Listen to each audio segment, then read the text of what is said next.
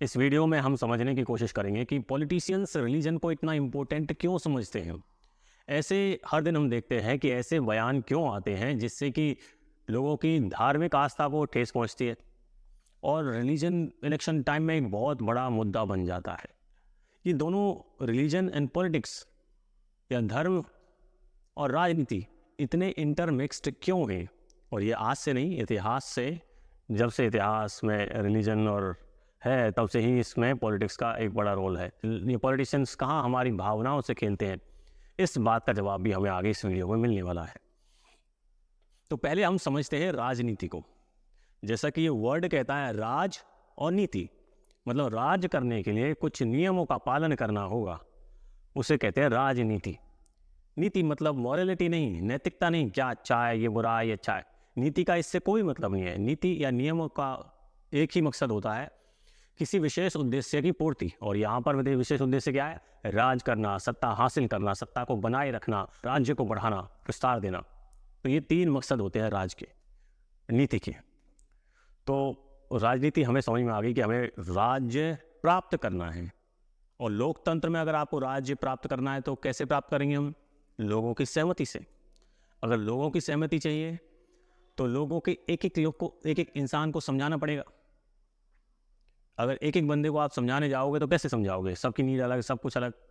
तो फिर हम देखते हैं कि पॉलिटिशियंस देखते हैं कि ग्रुप्स हैं इस समाज में, ग्रुप्स में लोग बटे होते हैं। जैसे सबसे बड़ा जो ग्रुप होता है वो होता है रिलीजियस ग्रुप, क्योंकि हर कोई व्यक्ति, ज़्यादातर व्यक्ति किसी न किसी रिलीजियस थॉट से जुड़े रहते हैं, बिलीफ से जुड़े रहते हैं।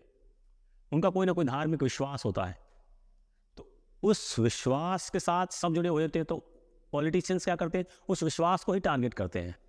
अब आपने देखा होगा इफ्तार की पार्टीज में लोग टोपी लगाकर भोजन करने जाते हैं। लेकिन क्यों? आज क्या उनका बिलीफ बदल गया है? एक्चुअली उनका बिलीफ कुछ और है और वो कहीं और जा रहे हैं।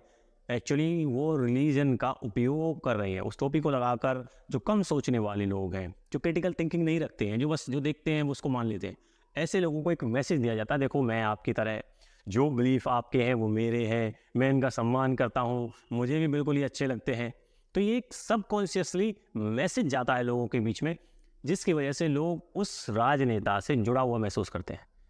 तो इसलिए आपने देखा होगा ये टोपी पहनना और धार्मिक उत्सवों में जाना, या फिर कहीं तो कोई तिलक लगाकर कोई मंदिर जाता है, तो सिर्फ इलेक्शन टाइम में। ये हमेशा ऐसा नहीं करते।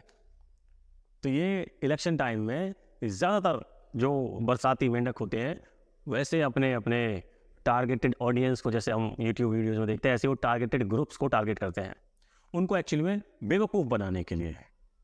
क्योंकि एक कोई भी स्ट्रॉन्ग पर्सनैलिटी है, कोई लीडर है, नेता है, तो वो अच्छी पॉलिसीज़ लाएगा, अच्छा विज़न देगा, अच्छे रिजल्ट्स देगा, जिससे लोगों की ज़िंदगी बदले। तो उसे ऐसे काम करने की आवश्यकता नहीं पड़ती। लेकिन ज़्यादातर पॉलिटिशियंस की मजबूरी है कि उनके पास वो विज़न नहीं होता है, वो उनके पास ट्रैक रिकॉर्ड नहीं होता है दिखाने के लिए। इसलिए वो ऐसी शॉर्टकट और क्या कहते हैं ना, इफ़ेक्टिव ट्रिक्स को उपयोग में लाते हैं। आपने देखा होगा कभी लोग राजनेता किसानों से मिलने जाता है, किसानों की बात करता है, ट्रैक्टर चलाता है, गेहूँ काटते हैं, है ना, उनकी तरह उनके घर खाना खाते हैं, उनसे मिलने जाते हैं, उनको गले लगाते हैं। ये जस्ट एक ऐसा मैसेज देने के लिए होता है कि देखो मैं आपके साथ जुड़ा हूँ, मैं आपको समझता हूँ, मैं समझता हूँ कि खेत में कितनी मेहनत होती है, कितना कष्ट होता है, मैं ज़मीन से जुड़ा हुआ हूँ, आपकी प्रॉब्लम को समझता हूँ, इसलिए मुझे वोट दीजिए और आपकी सारी प्रॉब्लम मैं समझता हूँ, उनको सॉल्व करूँगा। तो ये लोगों को सबकॉन्शियसली उनके माइंड में जाता है और इसलिए वो कनेक्टेड फील करते हैं उससे और वोट भी करते हैं। तो इसलिए ये राजनेता, जो पॉलिटिशियंस हैं, इतने मूर्ख नहीं हैं जितनी मूर्खता की ये बातें करते हैं। एक्चुअली में हमें मूर्ख बनाने के लिए ये मूर्खता वाली बातें करते हैं। तो ये कमी हमारी होती है, क्योंकि हम एनालिसिस नहीं करते कि काम किसने अच्छा किया और कौन जिसने किया है वो कर सकता है, जिसने अपनी ज़िंदगी में कुछ हासिल किया है, कुछ कहीं पहुंचा है वो, तो इसका मतलब वो पहुंचा है तो वो दूसरे को भी पहुंचा सकता है। और जो आजकल ये एक स्लोगन होता है ना, परिवारवाद वाला, ज़्यादातर पॉलिटिकल पार्टी परिवारवाद से घिरी हुई हैं। उसका कारण यही है कि उन्होंने बस अच्छा देखा है, उन्होंने स्ट्रगल नहीं किया है। तो उनको नहीं पता है कि कैसे चीज़ों को आगे ले जाया जाता है, प्रॉब्लम्स क्या हैं धरातल पर। उनकी पीड़ा वो समझता नहीं है। जो नीचे से उठकर आता है तो उसने सारी पीड़ाएँ देखी हैं, वो चाहता है इनको सॉल्व किया जाए। तो इसलिए ये परिवारवाद के खिलाफ एक आंदोलन चला हुआ है कि ये पॉलिटिक्स से निकले और लोकतंत्र में परिवारवाद का कोई जगह स्थान नहीं होना चाहिए, क्योंकि लोकतंत्र का मतलब है कोई भी व्यक्ति कहीं भी पहुंच सकता है। हमारा राज्य है, अगर कोई भी व्यक्ति जहां चाहे वहां पहुंच सकता है, लेकिन ये परिवार कंट्रोल करता है सब कुछ, किसी को पहुंचने नहीं देता ऊपर। तो इसका मतलब लोकतंत्र ही नहीं रहा। सबसे ज़्यादा बड़ा खतरा ये परिवारवाद लोकतंत्र के लिए होते हैं। अच्छा, तो हमने पॉलिटिक्स को समझा। पॉलिटिक्स क्या है? वो नीति है। रिलीजन क्या है? बिलीफ है। तो ये नीति ऐसे डिसाइडेड, ऐसे ट्विस्टेड होती है कि इन बिलीफ को अपने साथ मिला लेती है। ये बिना सोचे समझे कि हमारा कोई भला करेगा या नहीं करेगा, बस एक इमोशन में आकर, रिलीजियस इमोशन हो या अपने से कनेक्टेड फील करे क्योंकि उनको उनके पास आया है, बैठा है, खाया है, उनकी तरह पहना है, इस कारण से भी कनेक्टेड फील करें, उनको वोट कर दें। तो ऐसे अलग अलग ग्रुप्स को टारगेट करने के लिए पॉलिटिशियन निकलते हैं, जैसे किसान हुए, मजदूर हुए, या फिर पिछड़ी जाति के हुए, या हुए वनवासी हुए, या फिर अलग अलग रिलीजियस ग्रुप्स, ऑर्गेनाइजेशन है, उनके थ्रू लोगों को बल्क में पहुंचना ताकि अपना काम हो जाए। क्या कोई हमारे जैसी टोपी लगाता है उससे ये गारंटी हो जाती है कि वो अच्छा आदमी है? क्या हमारे जैसे कपड़े पहनता है उससे इस बात की गारंटी है कि अच्छा ही होगा?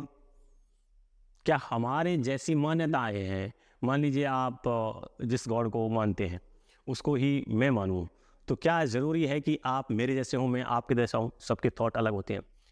क्या मैं एक एक एक भगवान को मानता हूँ और क्या ये गारंटी देता है कि मेरे सारे काम अच्छे होंगे, मेरा आचरण शुद्ध होगा? तो ये गारंटी नहीं देता। लेकिन कोई व्यक्ति कैसा काम करके आया है, उसका ट्रैक रिकॉर्ड का है क्या है, ये अपने आप में एक प्रूफ है कि मेरा पिछला ट्रैक रिकॉर्ड अच्छा है तो आगे वाला भी अच्छा होने वाला है। इसका पीछे का अच्छा नहीं, उसका आगे भी अच्छा नहीं।